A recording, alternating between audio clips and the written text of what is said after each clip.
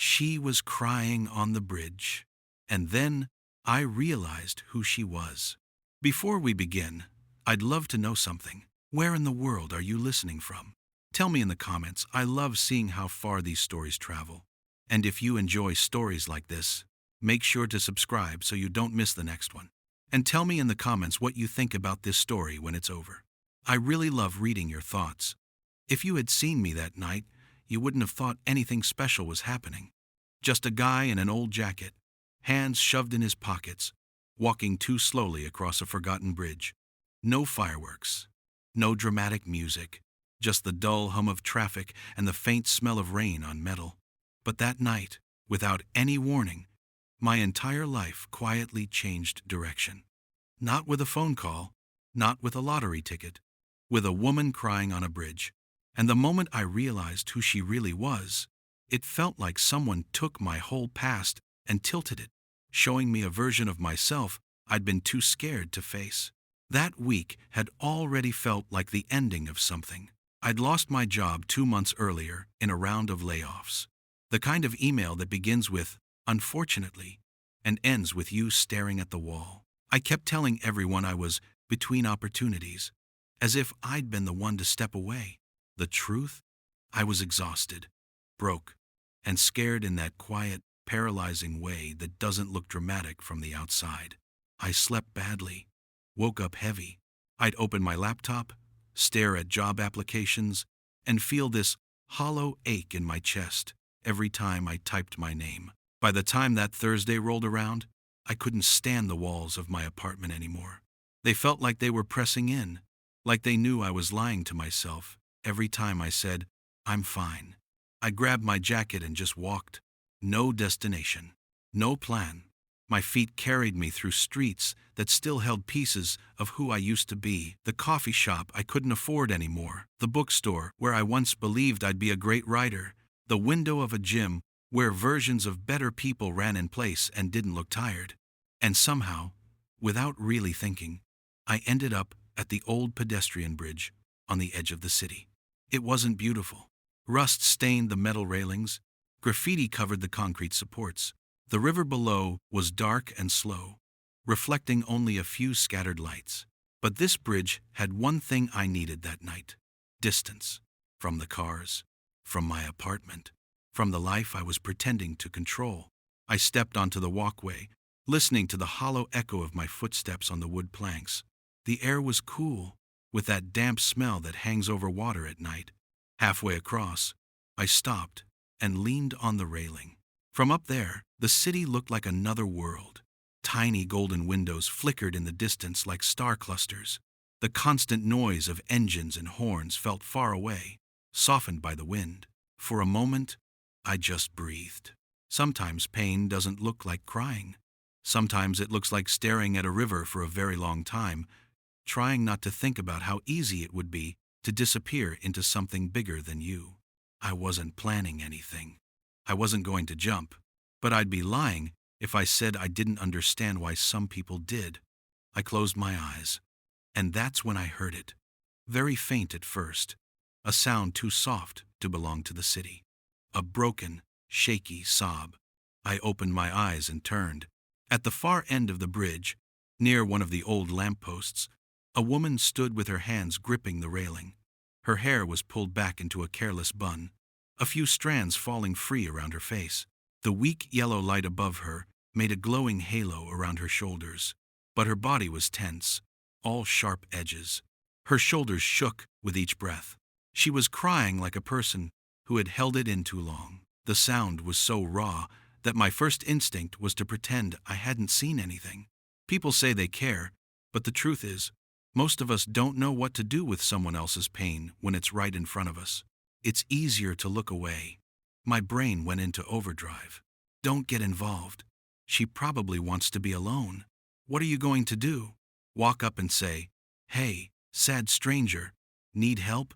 You'll make it worse. But my feet stayed planted. There was something strangely familiar about the image of her standing there, body bent toward the water, fingers clutching the railing. Déjà vu, almost. Like I'd seen this scene before. I told myself I'd just cough or shuffle my feet a little louder, so she knew someone else was on the bridge. So, if she was thinking of doing something drastic, she'd reconsider. That was safe.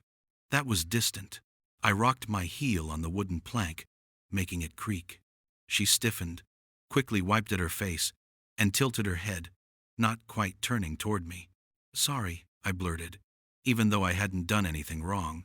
"I didn't mean to scare you." Her voice came back small but sharp. "It's fine. Don't worry about it." The wind carried her words across the space between us.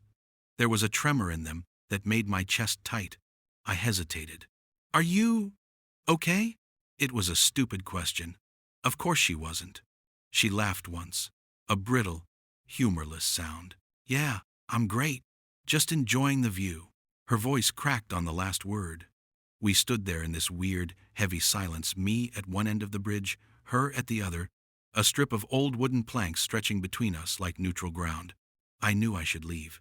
But something in me, something small and stubborn, refused. "Look," I said, softer this time, "I can walk away if you want. But if you don't want to be alone right now, I can just stay. I don't have to talk. I know what it's like to want people and silence at the same time." She didn't move. The river moved below us, carrying scraps of light across its surface like torn paper. Finally, she let out a long breath. "You can stay," she whispered. "Just not too close. Okay?" "Okay," I nodded, even though she wasn't looking. "I'll just be here." So I stayed, leaning on the opposite railing, hands gripping the cold metal, pretending to look at the water while my heartbeat pounded in my ears. Minutes stretched. Her crying slowed, became softer, like waves after a storm. The wind shifted, carrying her perfume to me, something almost familiar. A memory tried to claw its way out from some deep, forgotten drawer in my mind.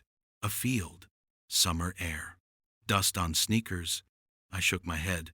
No, I was just tired, that's all. After a while, she spoke again, her voice more controlled now. "Do you always hang out on bridges talking to crying women? Or is tonight a special occasion?" There was something about her tone, wounded but still sharp, that made me smile. "First time, actually," I said. "So, how am I doing so far?" She let out a breath that wasn't quite a laugh. "You're not running away. That's something." "I thought about it," I admitted. "I know. Most people do." She finally turned her head slightly, just enough that I could see the side of her face under the yellow lamplight. Tear tracks glistened on her skin. Her eyes looked tired, in the way only years of carrying invisible weight can do. She looked older than the version of herself she was probably holding in her mind. We all do, I guess. No makeup, no pose, just a person stripped down to something painfully real. "I didn't come here to think," she said suddenly. "I came here because I didn't know where else to go." My hands tightened on the railing. "I'm glad you came here," I replied carefully, "and not somewhere else." The unspoken word hung between us. She swallowed. "Do you ever feel like you took a wrong turn somewhere?" she asked. "But it was so long ago that now you don't even know which version of your life is real anymore?" "Yes," I answered immediately, before my mind could edit it. "Actually, constantly." She seemed surprised by how fast I replied. "What did you do?" she asked. "I ended up on a bridge," I said. Apparently, this time, she really did laugh. A small, wet, unexpected laugh that sounded like something fragile cracking open. The sound made that almost memory tug at me again. Something about the way she tilted her head when she laughed. Something about the rhythm of her breathing. I found myself wanting to ask 100 questions. What happened to you? Who hurt you? What made you feel like the world stopped having space for you? Instead, I said, "I'm sorry you're hurting." "Me too," she murmured. Another long silence. The city stretched out around us, oblivious. People went to dinner, scrolled on their phones, watched shows, fell in love, got stuck in traffic.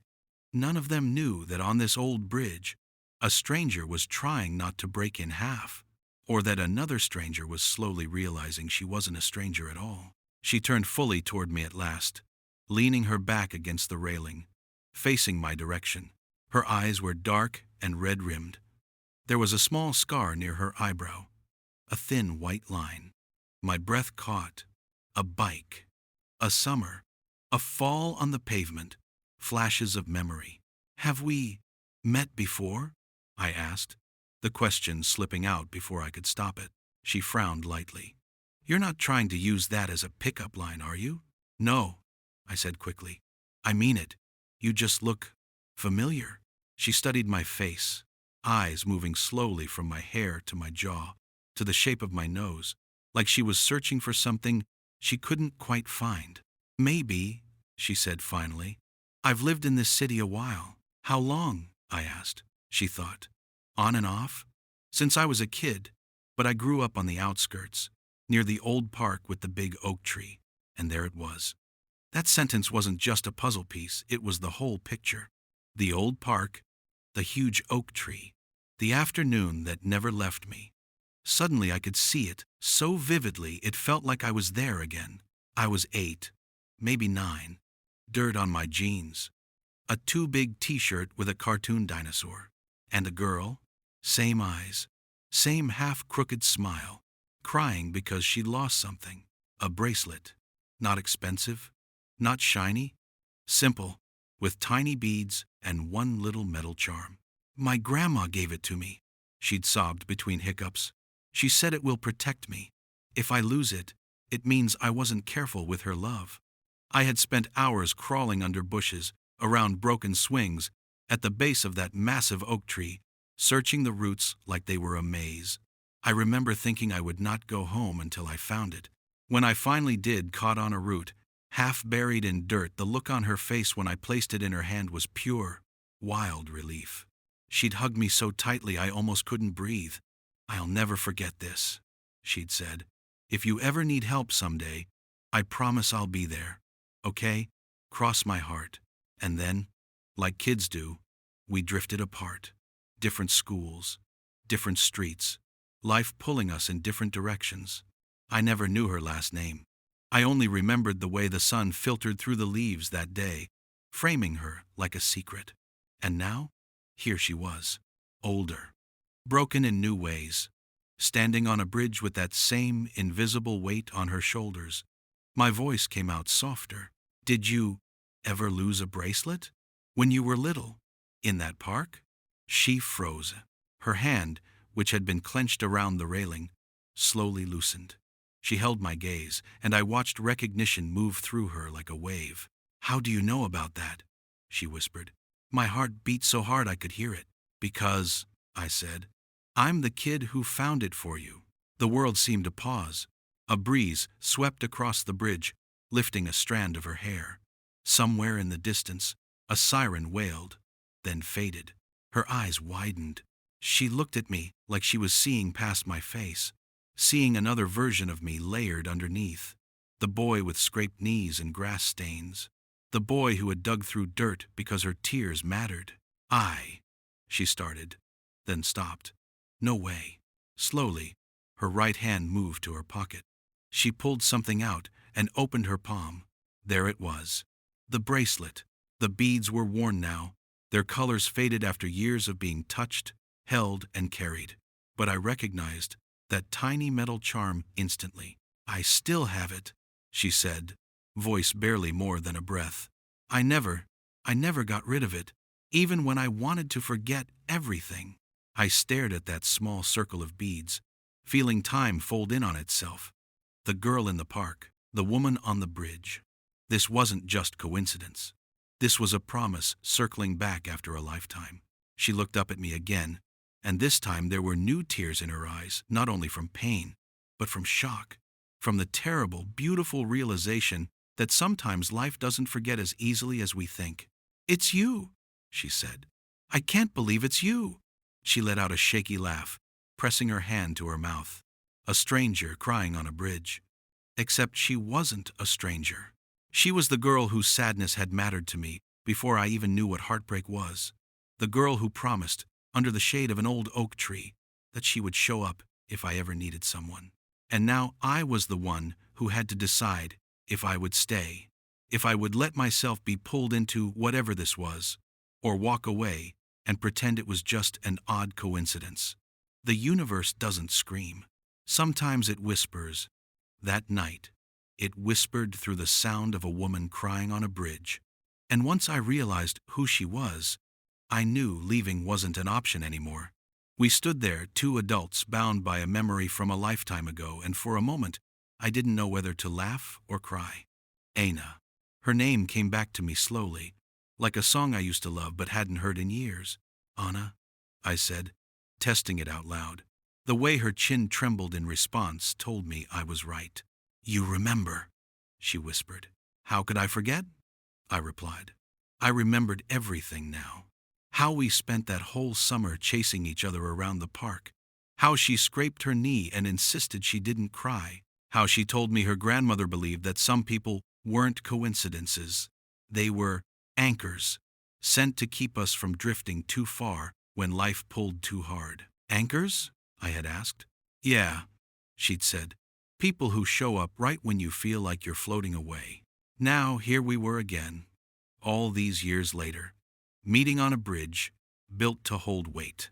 How long has it been? She asked, eyes still wide. 20 years? More? About that. I nodded. You vanished after that summer. I went back to the park one day, and you were just gone. Her gaze dropped to the bracelet again. We moved, she said. I didn't want to, but life didn't really ask me. She said it like someone who had spent her whole life being moved by forces bigger than her parents, circumstances, grief, expectations. I shifted closer, but not too close. I didn't want to crowd her. So, she said after a moment, wiping under her eyes, what are the odds that I'd end up here tonight, and you'd be, you. Probably astronomical, I admitted. But I don't know if this is about odds.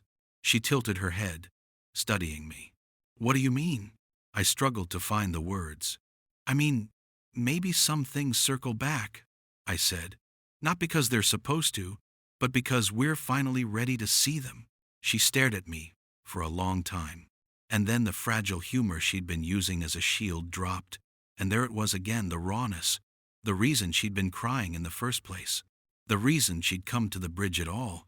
What happened? I asked gently. Why were you crying like that? She laughed, but there was no joy in it. How much time do you have? All night, I said. I have nowhere else I need to be. It was the clearest truth I had spoken in months.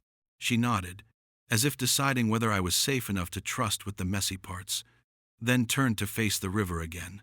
I stepped closer, leaving one respectful step between us. Leaning on the railing, she took a deep breath. Do you ever feel like you've spent your whole life trying to be the strong one? She asked. Like no matter what happens, you're the one who picks up the pieces, who smiles, who says, we'll be fine even when you're bleeding inside? Yeah, I said quietly. Actually, yeah. My grandma died when I was 15, she said. After she was gone, I sort of made myself the replacement adult. My mom fell apart. My dad worked more. My little brother looked at me like I was the only stable thing in his universe. Her voice broke. But nobody asked if I was stable. She swallowed hard. I felt like I had to hold everyone else together. And the weird thing is, people admire you for that. They call you strong, reliable.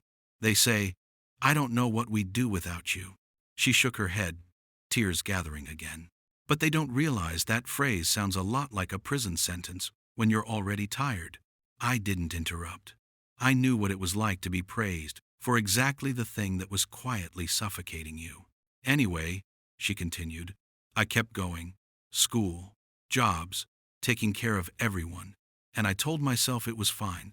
That being needed was the same as being loved. Her hands tightened around the bracelet. Then my brother. She paused, her throat working. He started struggling. Anxiety, depression. But he hid it. We all saw little signs, but we were busy surviving. We said we'd talk later. The word later sounded like a knife. One day, she said, voice barely audible. There wasn't a later anymore. The air on the bridge grew heavy. I knew what she was telling me, without her needing to say the exact words. Some things you feel in the spaces between sentences. The quiet, after a storm. The empty chair at a table. I told myself it was my fault, she whispered. That I should have noticed more, asked more, pushed more. That if I had been better, stronger, he'd still be here. I shook my head automatically. But I didn't say, don't blame yourself. People say that too quickly, like slapping a bandage on a wound they don't want to look at. Instead, I said, that's a heavy thing to carry. She laughed weakly. Heavy is one word. She wiped her face again, frustrated with her own tears. So I kept going, for my parents, for work, for bills, for the image of the strong one that everyone had of me. I was the one who organized the funeral. I was the one who called people. I was the one who told my mom it wasn't her fault, while I was secretly screaming inside that it was mine. A car passed in the distance, headlights sweeping over us briefly. And eventually, she continued, I realized something. I was so busy holding everyone else's grief that I never allowed myself to have my own. It had nowhere to go, so it stayed and festered. She looked down at the river. Tonight, something small happened. She let out a bitter breath. Isn't it always something small? I messed up a report at work. My boss snapped at me. My mom called crying because she saw an old photo. I dropped my grocery bag and the eggs broke on the sidewalk. And suddenly I just couldn't do it anymore. Couldn't be the strong one. Couldn't pretend. Her fingers tightened painfully around the bracelet. I didn't come here to think about jumping, she said, voice shaking. I came here because I was scared that if I thought about it, it might not sound so crazy anymore. We stood there, her words hanging like fragile glass between us. I felt a surge of anger, not at her, not at anyone in particular, but at the way the world can squeeze someone until the only place they feel they can break is alone, on a bridge, at night. Thank you for telling me, I said softly. That's a lot to hold by yourself. She sniffed. Well, I guess I'm not holding it by myself anymore, she murmured. At least not for these few minutes. Silence. Then she glanced sideways at me. What about you? She asked. Why were you out here, alone, leaning over the railing like someone whose brain won't shut up? I smiled sadly. Is it that obvious? It's in the eyes, she said. I recognize it. People who are fine don't stand on bridges at night for no reason. She had a point.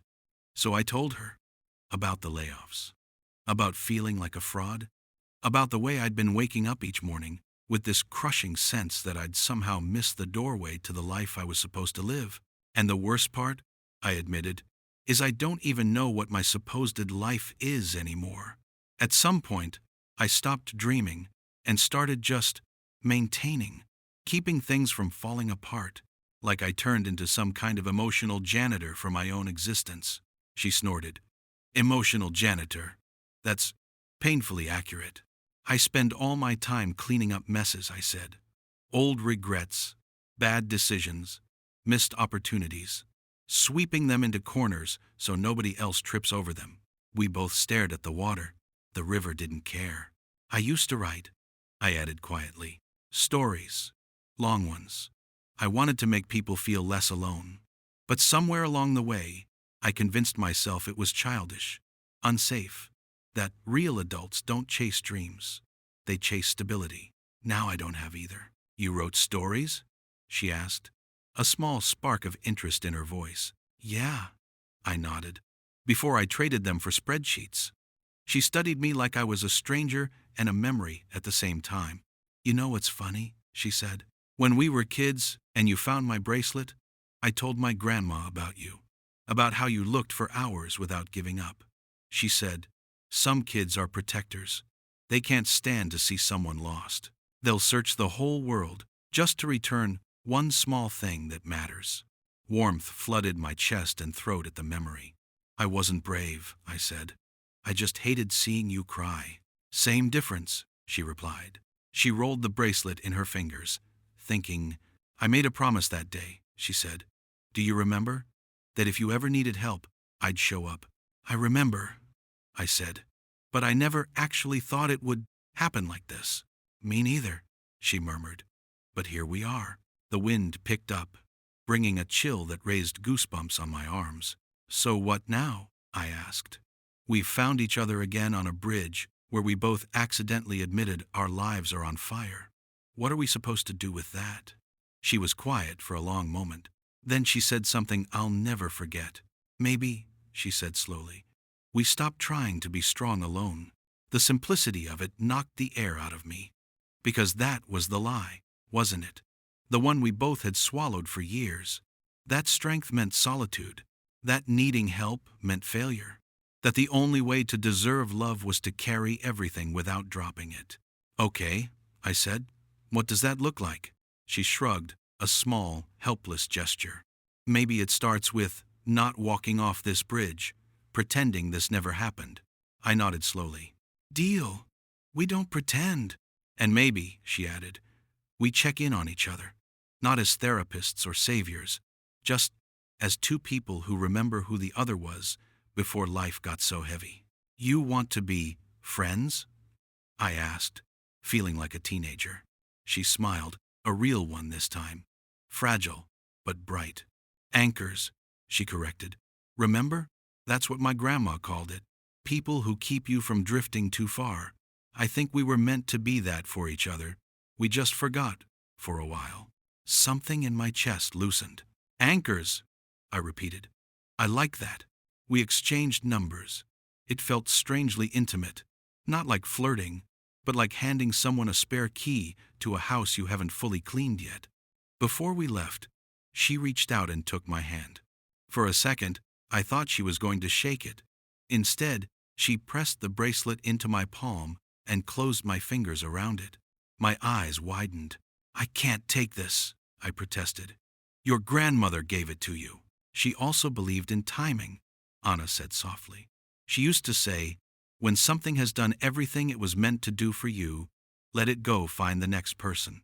She looked at me, eyes shining. "This bracelet reminded me that love existed when I thought it didn't," she continued. "It reminded me I wasn't alone. That someone once searched for hours just to bring back something small that mattered to me." Her voice trembled. "Tonight, you did that again. Not with a bracelet, with my life, with my story. You stood here and refused to let me disappear into the water. I think it's your turn to carry this for a while." My throat burned. "Anna, please," she insisted. "I don't think I'm supposed to be the one holding on to it anymore. Besides," she added with a faint smile, "if it really wants to, it'll find its way back to me one day." I looked down at the bracelet resting in my hand. The beads were warm from her skin. The metal charm glinted faintly under the bridge light. It felt heavier than it looked like it, carried 20 years of unsaid things, unfinished grief, and unanswered promises. I closed my fingers around it. "Okay," I said quietly. "I'll take care of it." "Good," she replied. "And I'll try to take care of myself." We left the bridge together. Our steps were slow, our shoulders still heavy, but heavy with truth now, not just with silence. At the end of the walkway, we paused. "Text me when you get home," I said, "so I know you're okay." She nodded. "Only if you text me too." "Deal." She walked left. I walked right.